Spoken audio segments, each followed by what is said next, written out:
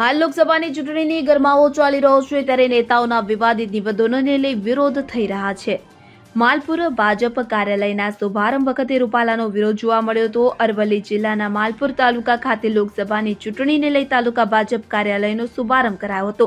ભાજપ અગ્રણીઓ કાર્યાલયના શુભારંભ માટે માલપુર માર્કેટયાર્ડ પાસે એકઠા થયા હતા। ત્યાં એકાએક રાજપૂત ક્ષત્રિય સમાજના લોકો મોટી સંખ્યામાં રૂપાલા હાય હાયના નારા લગાવીને સીધા ભાજપ કાર્યાલય પહોંચ્યા હતા।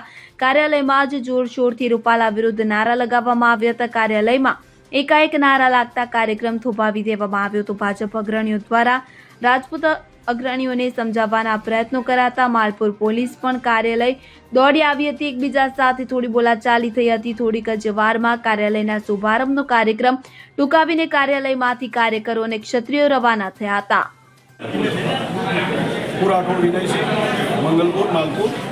आज रोज मालपुर तालुकाना क्षत्रिय આગેવાનો અને યુવાનો અહીંયા ભાજપનો કાર્યક્રમ ઓપનિંગ હતું ત્યારે અમે અહીંયા આવેલા છે વિરોધ કરવા માટે।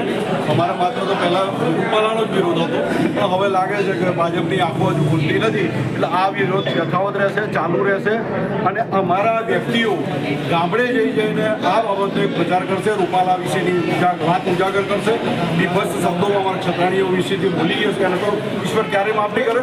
હવે એનો ઇતિહાસ એ તો હવે ગવા છે કે રાજપૂતો કોણ હતા કોઈની કહેવાની જરૂર નથી, કારણ કે અમે અમારી રીતના નિશ્ચિત રીતના કામ કરીએ છીએ। દરેક ગામની અંદર અમે ભાઈચારાથી રહીએ છીએ, છત્રીસે જોડે ચાલવાવાળા અમે છીએ।